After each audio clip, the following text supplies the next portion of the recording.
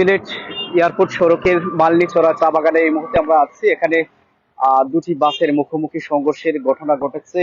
এখন থেকে প্রায় 40 মিনিট আগে আমরা এখানে এসেছি। এখানে এসে যতটুকু জানতে পেরেছি, এখানে একটি সিএনজি কে বাঁচাতে গিয়ে এই দুটি বাসের সংঘর্ষ ঘটে এবং সেই সংঘর্ষে এখন পর্যন্ত আমরা যতটুকু জানতে পেরেছি প্রায় অনেকেই আহত হয়েছেন এবং এই যে দুটি বাসই কিন্তু দুর্ঘটনার শিকার হয়ে খাদে গিয়ে পড়ে যায়।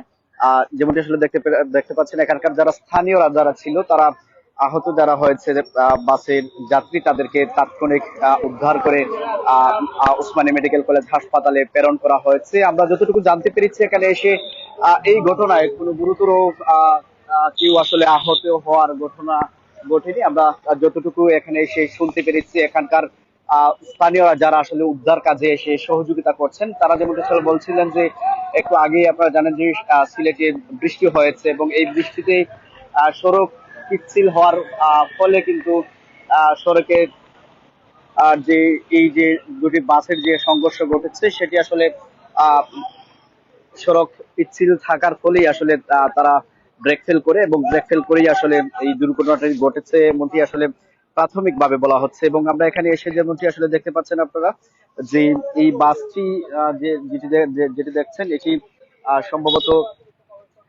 শহরে প্রবেশ করতে যাচ্ছিলেন এবং অপর প্রান্তে যে সাদা পাথরের যে বাসটি আমরা দেখেছি সেটি শহরের আহ প্রবেশের জন্যই বা শহর থেকে সাদা পাথরের উদ্দেশ্যে যাওয়ার জন্যই যাত্রা করেছিল এবং তদুপরি আসলে সিলেটের যে মালনীচরা চা বাগানটি আছে সেই চা বাগানে এই দুর্ঘটনাটির শিকার হয়েছে। এবং আমরা যতটুকু আসলে এখানে এসে জানতে পেরেছি এখানে পুলিশ উদ্ধার তৎপরতা চালাচ্ছেন। তারা কিন্তু খবর শুনেই তারা এখানে ছুটে এসেছেন এবং অপরদিকে এই বাসে যারা আসলে আহত হয়েছেন এই দুর্ঘটনায় তাদেরকে হাসপাতালে প্রেরণ করা হয়েছে ইতিমধ্যে আমরা জানতে পেরেছি। এবং যেমনটি আসলে আমরা জেনেছি যে এই ঘটনায় এখন পর্যন্ত আসলে কোনো গুরুতর কেউ আসলে আহত হওয়ার কোনো খবর আমরা এখন পর্যন্ত পাইনি। এবং এই যে যেখানে আসলে এই দুর্ঘটনাটি ঘটেছে এটি একটি এই যে এয়ারপোর্ট সড়কের যে মালনীচরা চা বাগানটি আছে এই চা বাগানের এই সড়কে এই স্থানেই অনেক দুর্ঘটনার ঘটে, যার ফলে আসলে আজকে যে ঘটনাটি ঘটেছে এখানে যারা সাধারণ মানুষ যারা আছে তারা আসলে অনেকটা ক্ষুব্ধ। তারা যেমন আসলে বলছেন যে এই সড়কে প্রায়ই কিন্তু এরকম দুর্ঘটনার ঘটনা ঘটে, এরপরেও আসলে আইন শৃঙ্খলা বা ঊর্ধ্বতন কর্মকর্তা যারা আছে তাদের পক্ষ থেকে কোনো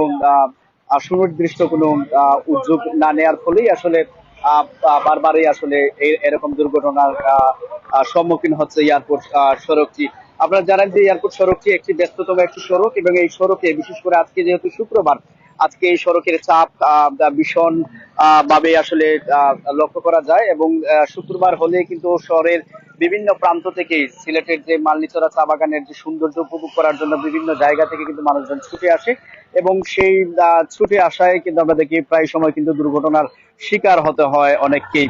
এবং আজকে যে ঘটনাটি ঘটেছে দুটি বাসের মুখোমুখি সংঘর্ষ এবং আমরা যতটুকু আসলে এখানে জানতে পেরেছি একটি সিএনজি কে বাঁচাতে গিয়ে এই দুটি বাসের মুখোমুখি সংঘর্ষ হয়েছে। এবং ইতিমধ্যে আমরা যেমনটি জানতে পেরেছি প্রায় 8 থেকে 10 জন আহ, আহ, কে উদ্ধার করে উসমানী মেডিকেল কলেজ হাসপাতালে তাদেরকে চিকিৎসার জন্য প্রেরণ করা হয়েছে।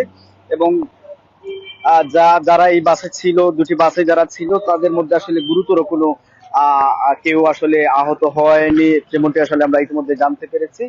এবং আপনারা দেখতেই পাচ্ছেন পুলিশ আইন শৃঙ্খলা রক্ষাকারী বাহিনী সদস্য যারা আছে তারা কিন্তু ইতিমধ্যে এখানে এসেছেন এবং তারা উদ্ধার তৎপরতা তারা কিন্তু চালাচ্ছেন। এবং হয়তো অল্প কিছুক্ষণের মধ্যেই বাস দুটোকে যে খাদের কিনারে গিয়ে পড়েছে একটি বাস আমরা দেখতে পাচ্ছি, অপর যে বাসটি আছে সেটি বাগানের ভিতরে গিয়ে ঢুকে গিয়েছে। এই দুটি বাসকে উদ্ধার করার জন্য আইন শৃঙ্খলা রক্ষাকারী বাহিনী তারা কিন্তু কাজ চলমান রয়েছে, তাদের কাজ চলমান রয়েছে।